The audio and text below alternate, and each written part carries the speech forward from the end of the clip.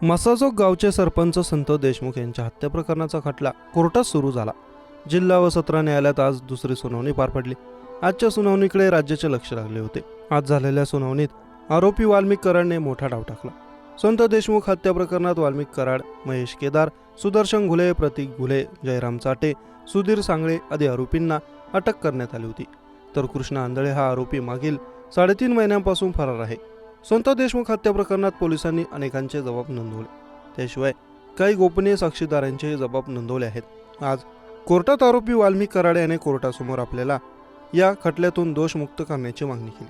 माझ्या विरोधात पुरावा नाही, सहभाग असल्याचे सिद्ध होत नाही, त्याशिवाय मी खंडणी मागितल्याचे समोर आले नाही, असेही कराडने आपल्या अर्जात म्हटले। आपण निर्दोष असल्याचे दाखवण्याचा प्रयत्न वाल्मिक कराडाने अर्जात केला आहे।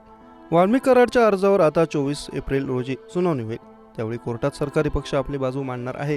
कराडचा या हत्या प्रकरणात सहभाग आणि त्याच्या विरोधात असलेले पुरावे सीआयडीला कोर्टात नमूद करावे लागणार आहेत। आरोप निश्चितीच्या आधीच कराडने दोषमुक्तीची मागणी केली, तर दुसरीकडे आज सीआयडीने संतोष देशमुखांच्या मारहाणीचा व्हिडिओ पुरावा म्हणून कोर्टात सादर केला। आज कोर्टात झालेल्या सुनावणी सरकारी पक्षाकडून विशेष सरकारी वकील ॲडव्होकेट उज्ज्वल निकम यांनी बाजू मांडली।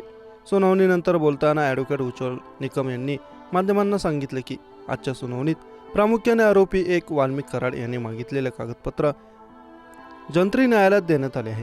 माझ्या विरोधात पुरावा नाही, मला दोषमुक्त करा, वाल्मिक कराडने मागणी केली आहे। 24 एप्रिल रोजी तारखेला तपास यंत्रणा देतील। संतोष देशमुख यांच्या मारहाणीचा व्हिडिओ न्यायालयात सादर करण्यात आला। वाल्मिक कराड याची संपत्ती मोका कायद्यातील तरतुदीनुसार जप्त करावी असा अर्ज न्यायालयात करण्यात आला। आरोपींविरोधात अद्याप आरोप निश्चित करण्यात आले नसल्याची माहिती ॲडव्होकेट निकम यांनी दिली आहे। आज बीडच्या जिल्हा व सत्र न्यायालयात सुनावणी झाली।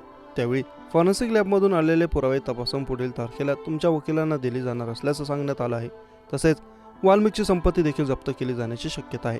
त्यानंतर न्यायाधीश व्यंकटेश पटवर्धन यांच्याकडून पुढील सुनावणीची तारीख 24 एप्रिल देण्यात आली। अशातच कोर्टात नेमकं काय झालं यावर उज्ज्वल निकम यांनी खुलासा केला आहे। प्रमुख आरोपी वाल्मिक कराड यांनी मागितलेले कागदपत्र न्यायालयात देण्यात आले। माझ्या अजून चार्ज फ्रेम करण्यात आला नाही, आरोपीने केलेल्या अर्जाचे उत्तर दिले जाईल अशी माहिती देखील उज्ज्वल निकम यांनी यावेळी दिली। खुनात आणि खंडणी प्रकरणात माझा संबंध नाही असं वाल्मिक कराडने म्हटल्याचं देखील निकम यांनी म्हटलं।